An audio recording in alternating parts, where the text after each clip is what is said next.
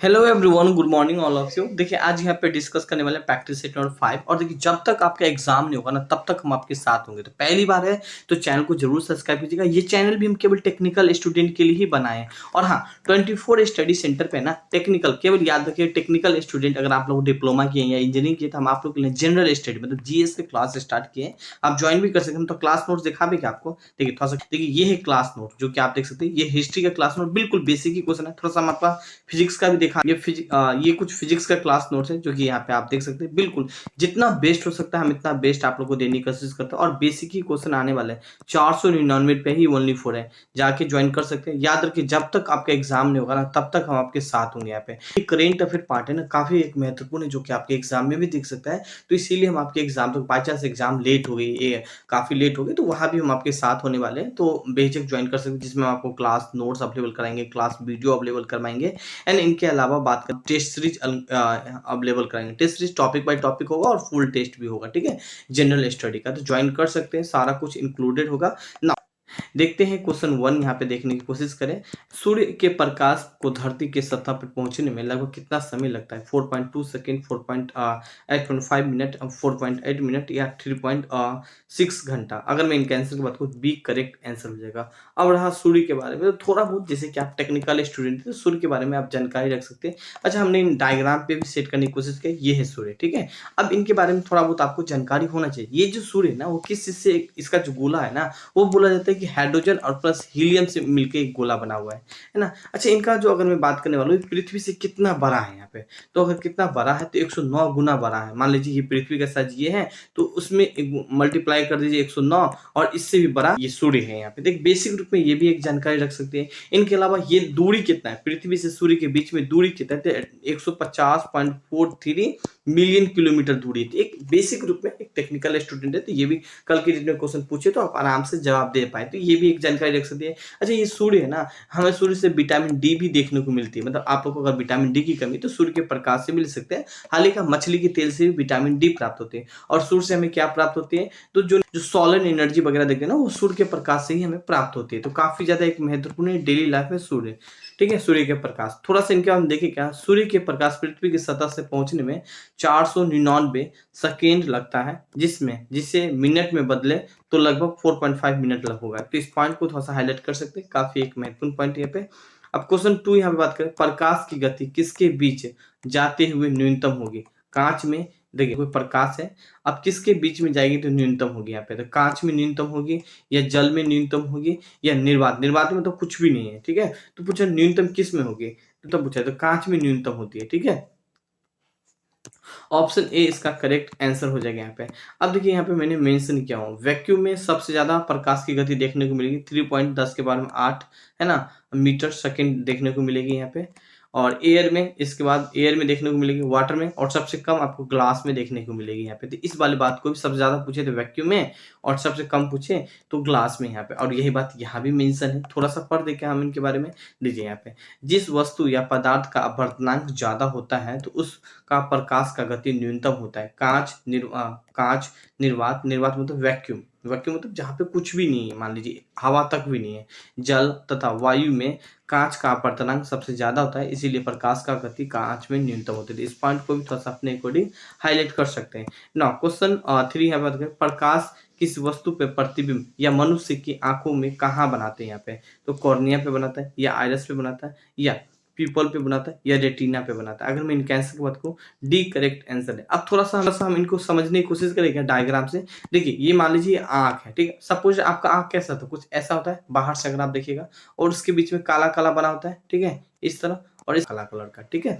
अब ये काला काला कलर को क्या बोलते हैं, पीपल्स बोलते हैं। इस वाले पार्ट को क्या बोलते हैं, कोर्निया बोलते हैं। इस वाले पार्ट को क्या बोलते हैं, आइरिस बोलते हैं। आइरिस मतलब जो व्हाइट वर्ड जानते हैं ना, यही इसको मतलब आइरिस बोलते हैं यहाँ पे। ये जो मान लीजिए प्रकाश का किरण यहाँ से आए तो ये कोर्निया होते हुए, ठीक है, कोर्निया होते हुए, आइरिस होते हुए सीधा ये पीपल्स होते हुए सीधा यहाँ पे घुसता है। इस वाले पार्ट को लेंस बोलते हैं यहाँ पे, और यहाँ पे जाता है, ठीक है, आइरिस से टकराती है, ठीक है। अब रेटिना पे ही आपका इमेज बनता है, और ये रेटिना से नस वगैरह कनेक्ट होता है जो कि ब्रेन से कनेक्ट होते हैं। इस तरह आपको इमेज मिल पाता है यहाँ पे। तो इस वाली बातों को, और यहाँ पे पानी भरा होता है, मतलब 90% मतलब 99% समझिए पानी प्लस कुछ विटामिन भरा होता है। तो इस वाले पार्ट को भी थोड़ा सा आप अपने अकॉर्डिंग समझ सकते हैं गाइस यहाँ पे ना।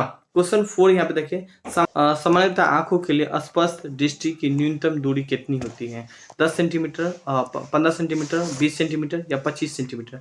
25 सेंटीमीटर होती है यहाँ पे। हम थोड़ा इनको बाद में देखेंगे। इससे पहले हम आपको बता दें कि अगर आप लोग में से बहुत को निकट दृष्टि दोष प्रॉब्लम होता है और किसी को दूर दृष्टि दोष प्रॉब्लम होता है, तो जिनको भी निकट दृष्टि दोष प्रॉब्लम होगा तो वो अवतल लेंस लगाएंगे, है ना, अवतल लेंस। जिसको दूर दृष्टि प्रॉब्लम मतलब दूर नहीं दिखेगा तो वो उत्तल लेंस लगाएंगे। तो एक बेसिक रूप में भी ये भी आप जानकारी रख सकते हैं यहाँ पे, है ना।